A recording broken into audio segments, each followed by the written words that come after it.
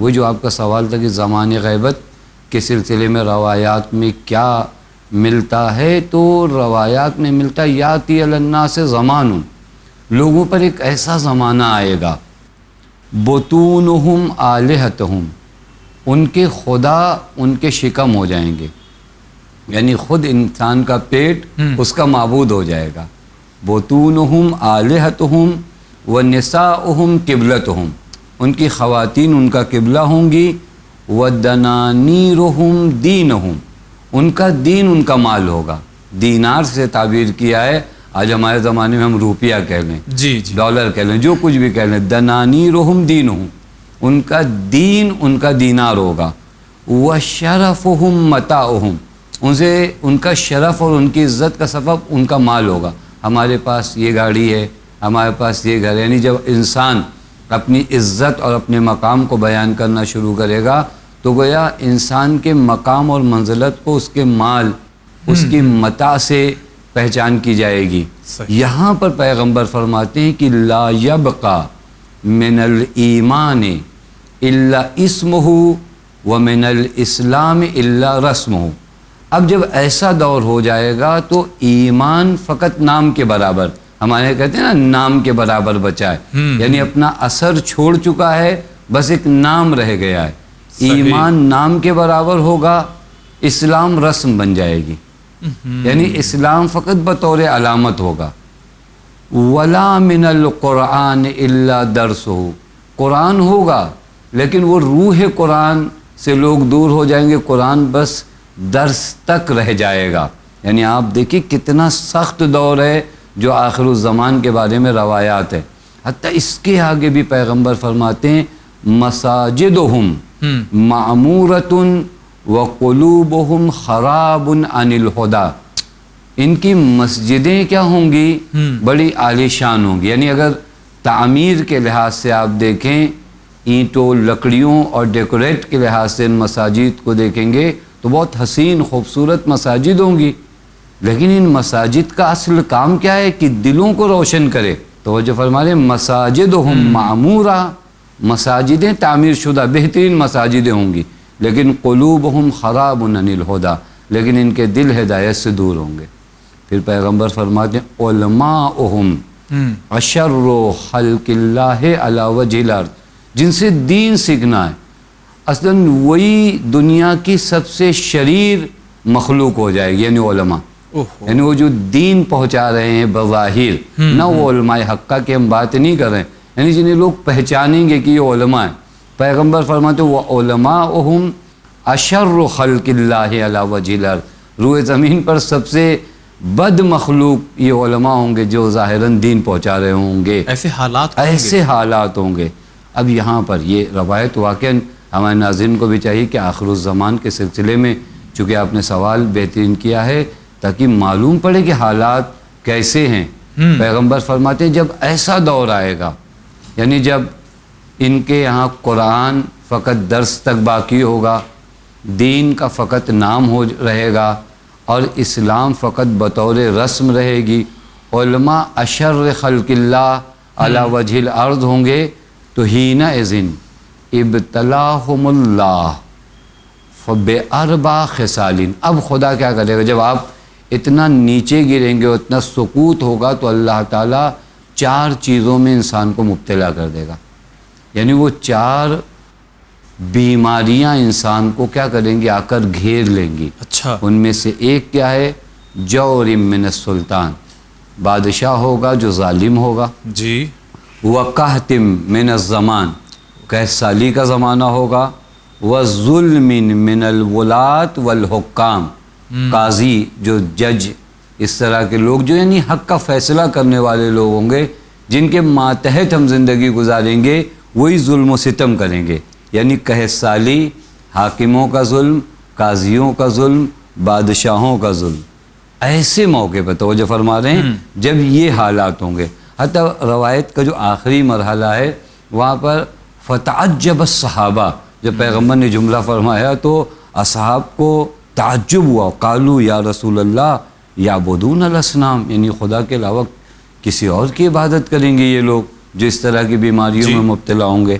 پیغمبر نے فرمایا کل درہم عندہم صنم، ہر درہم ان کے لیے ایک خدا ہوگا. جی یعنی یہ دور ہے آخر الزمان کا دور، جہاں پر انسان جو ہے ایسے حالات سے دوچار ہوگا. حتیٰ بعض روایات میں ہے کہ آخر الزمان کی جو مصیبتیں پیغمبر اکرم نے بیان فرمایا، کسیاتی علی امتی یفرون من العلماء کما یفر الغنم عن الذئب. ایک ایسا زمانہ ہماری امت پہ آئے گا کہ لوگ علماء سے ایسا فرار کریں گے جس طرح بکری یا گوسفند جو ہے بھیڑیے سے فرار کرتا ہے. یہ زمانہ آئے گا. فَإِذَا كَانَ كَذَلِكَ. اب یہ واقعاً کبھی ہمیں روایات کی دنیا میں جانا چاہیے اور اس زمانے کو روایات کی نگاہوں سے دیکھنا چاہیے. فَإِذَا كَانَ كَذَلِكَ ابْتَلَاهُمُ اللَّهُ تَعَالَى بِثَلَاثَةِ أَشْيَاء. اس سے پہلے 3-4 چیزیں تھیں. اب اگر ایسا دور آ جائے تو پیغمبر فرماتے ہیں اللہ تعالیٰ 3 چیزوں میں انہیں مبتلا کر دیتا ہے. اچھا. الاول یرفع البرکہ من اموالہم. سب سے پہلا کام کیا معلوم ہے؟ اللہ تعالیٰ ان کے مال سے برکت اٹھا لے گا. دیکھیں بہت اہم چیز ہے. مال کا زیادہ ہونا مال کی برکت نہیں. کبھی کبھار ایسا ہوتا ہے ایک آدمی کے پاس کروڑوں روپیہ ہو لیکن وہ برکت نہیں ہے مال میں. مال کی برکت کیا ہوتی ہے؟ یعنی مال کا مبارک ہونا. آپ کے پاس 10 روپیہ ہو لیکن یہ 10 روپیہ اس راستے میں خرچ ہو جس کا حکم خدا نے دیا ہے، جو معصیت پروردگار عالم نہ ہو، تو یہ 10 روپیہ بابرکت ہے. وہ کروڑ روپیہ جو معصیت اور گناہ میں خرچ ہوتا ہو وہ غیر مبارک ہے. یہاں پہلا مرحلہ تو آپ یہ نہیں کہیں کہ آج تو پیسے کی فراوانی ہے. نہیں، پیسے کی برکت. یہ پیسہ آپ کا خرچ کہاں ہو رہا ہے، یہ بہت اہم ہے. پیغمبر فرماتے ہیں پہلا کام جو خدا کرے گا، چونکہ برکت مال خدا کی جانب سے، خدا مال کو مبارک. پہلا کام یہ ہے کہ تمہارے اموال سے برکت کو ختم کر دے گا. دوسرا کام وَالثَّانِي صَلَّتَ اللَّهُ عَلَيْهِمْ سُلْطَانًا جَائِرًا. اور اللہ ایک حاکم ظالم کو ان لوگوں پر مسلط کر دے گا. اور تیسری اور بہت اہم چیز جو آخر الزمان میں غور کرنے کا مقام ہے، وَالثَّالِثُ يَخْرُجُونَ مِنَ الدُّنْيَا بِلَا ایمان. یہ لوگ جب اس دنیا سے جائیں گے تو ایمان کے ہمراہ نہیں ہوں گے. اب غور فرمائیے، خدا کی قسم یہ وہ اہم، میں شاید عرض کروں کہ ان 2 چیزوں سے زیادہ سخت مرحلہ یہ ہے کہ انسان اس دنیا سے بے دین جائے. دیکھیں واقعاً عاقبت بخیری. آپ بہتر جانتے ہیں کہ ہر نبی کی دعا پروردگار عالم سے یہ رہی ہے کہ جب اس دنیا سے جائیں تو عاقبت بخیر جائیں. ہر مومن کے اندر اس چیز کی نسبت فکر ہونا چاہیے کہ میں یوں اس دنیا سے نہ جاؤں. چونکہ کبھی کبھار انسان ابتدا تو اچھی کرتا ہے راہ راست پہ لیکن آخر تک بہک جاتا ہے. اسی لیے قرآن مجید میں اگر دعاؤں کے باب میں آپ آئیے نا تو کئی انبیاء کی دعا قرآن نقل کرتا ہے جن کی دعاؤں میں ایک دعا یہ تھی کہ ہم جب اس دنیا سے جائیں تو مسلم جائیں، اس دنیا سے جائیں تو خدا کے سامنے تسلیم جائیں. وہ قرآن مجید کی سورہ اعراف کی آیت نمبر 126 جہاں قرآن کہتا ہے ربنا افرغ علینا صبرا وتوفنا مسلمین. اے میرے اللہ ہم پر صبر کی بارش نازل فرماؤ، جب اس دنیا سے جائیں تو حالت تسلیم میں جائیں. یہ حتیٰ ایک بہت اہم مثال دوں، چونکہ جناب یوسف علی نبینا علیہ الصلوۃ والسلام کا سیریل بچوں نے بھی دیکھا، نوجوانوں میں نے بھی دیکھا. تو جناب یوسف کی شخصیت آج الحمدللہ لوگوں کے نزدیک ہے. میں عرض کروں جناب یوسف کو اللہ نے کتنے مرتبے سے نوازا تھا. خود نبوت سے عظیم مرتبہ کیا ہوگا، اتنے اہم مقامات سے اللہ نے نوازا. لیکن خود جناب یوسف علی نبینا وعلیہ الصلوۃ والسلام کی دعا قرآن میں جا کر دیکھیے. قرآن سورہ یوسف آیت نمبر 101 میں کہتا ہے رب قد آتیتنی من الملک. اے میرے اللہ، دیکھیں پہلے جناب یوسف ان نعمتوں کو گنوا رہے ہیں جو پروردگار عالم نے دیا کہ میرے اللہ بادشاہت تو نے دیا. وعلمتنی من تعویل الاحادیث، یہ جو تعبیر خواب کا علم ہے وہ بھی تو نے مجھے عطا کیا. تو آسمان و زمین کا خالق ہے. انت ولی، اور تو میرا ولی ہے دنیا میں بھی آخرت میں بھی.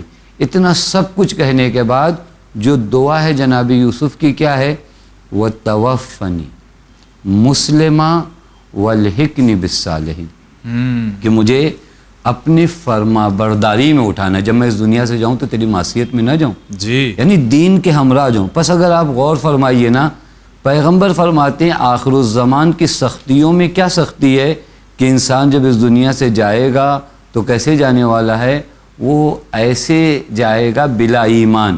لہٰذا ان روایات کو اگر غور کیا جائے تو سخت مرحلہ ہے آخر الزمان کا, جو روایات میں کثرت کے ساتھ بیان کیا ہے. میں نے بڑے اختصار سے چند روایات آپ کی خدمت میں بیان کیے.